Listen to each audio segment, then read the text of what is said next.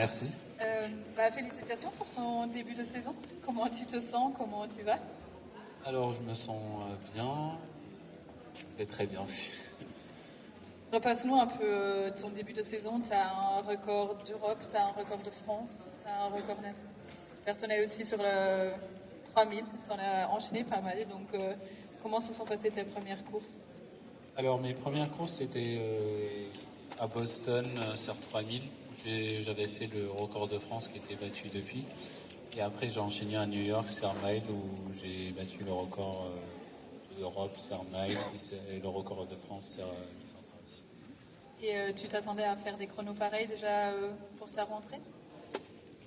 Sur 3000, oui, je m'attendais, mais par contre, sur Mile, je voulais battre le record de France. Finalement, j'ai battu même le record d'Europe. Plutôt pas mal.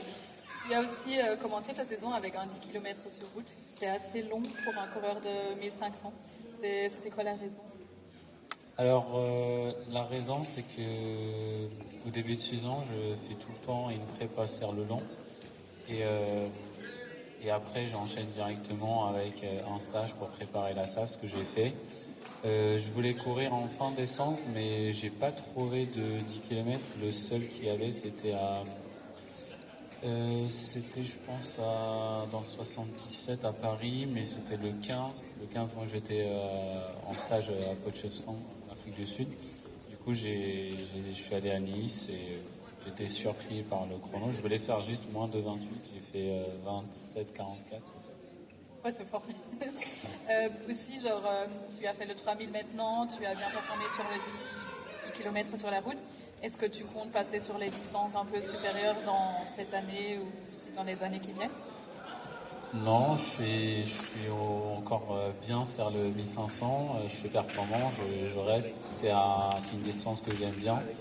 Donc, je reste encore sur le 1500. L'année passée, tu as battu le record de France ici, à Liévin. Donc, c'est quoi tes attentes pour demain? Comment tu te sens pour la course demain aussi? Alors, je m'en sens super bien. Et demain, je vais pour battre mon propre record de France. Et comme je suis dans une salle comme ça, avec un public qui va être comme d'habitude, je pense que c'est la 4e année où je viens ici. Chaque année, je bats un record. Donc là, je viens encore pour grandir le public dans ma portée. On te souhaite le meilleur pour demain. Autre question pour plus tard dans la saison, il y a les championnats d'Europe indoor en salle à Apeldoorn et aussi les championnats du monde à Nanjing. Est-ce que tu comptes faire les deux? Pour l'instant, je prends étape par étape. Donc là, on pense déjà aux championnats d'Europe. Après, les championnats d'Europe, avec mon staff, on va voir pour les championnats du monde si on les fait, si ça rentre dans ma prépa ou pas. Et du coup, c'est quoi les ambitions pour Apeldoorn? Tu en as déjà gagné une médaille à la dernière édition. J'avais déjà fait une médaille, donc l'objectif, c'est la médaille, bien sûr. Trop bien. Mais on te souhaite tout le meilleur pour demain. Merci. Et aussi au championnat d'Europe, bien sûr. Est-ce qu'il y a des questions Merci.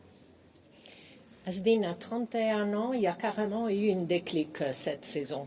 Vous pouvez nous dire qu'est-ce que c'est, si c'est dans la tête, si c'est au niveau d'un meilleur entraînement, qu'est-ce qui a fait que vous avez fait un début de saison aussi époustouflant? À 31 ans, il faut savoir que j'ai commencé à être athlète de niveau tard, donc à 26 ans, 27 ans. Donc, et j'ai déjà fait des chronos il y a 2 ans. J'ai fait 3,29. Donc là, cette année, j'ai changé pas mal de trucs à l'entraînement, donc ça fonctionne très bien. Et je compte aussi remettre ça aussi pour la saison outdoor. Voilà. Carrément, ça fonctionne très bien. Merci beaucoup.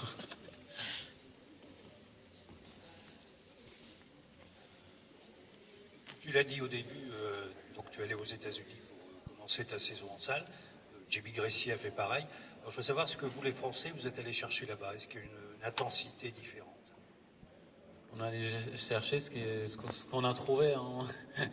Chaque course, il y avait un record de France. Donc, non, il y a plus de densité. Il y avait 2 belles courses.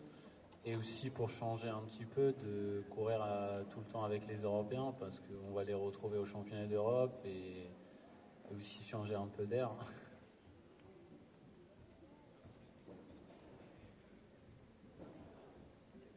Bonjour Asdine. Est-ce que tu pourrais compléter ce que tu as dit tout à l'heure? Tu as dit que tu avais changé pas mal de trucs à l'entraînement. Est-ce que tu peux nous en dire plus? Alors, ce que j'ai changé, c'est un travail encore plus approfondi sur le lance. On l'a vu avec mon nouveau record sur le 10 km, j'ai fait 27,44. Et aussi un travail sur la prépa physique pour éviter vraiment de la blessure et un travail continu. Parce qu'avant, chaque fois, je me blesse, je commence à bosser bien et après, je me blesse, ça repart encore. Et là, on a mis l'accent un peu sur la prépa physique et sur le long.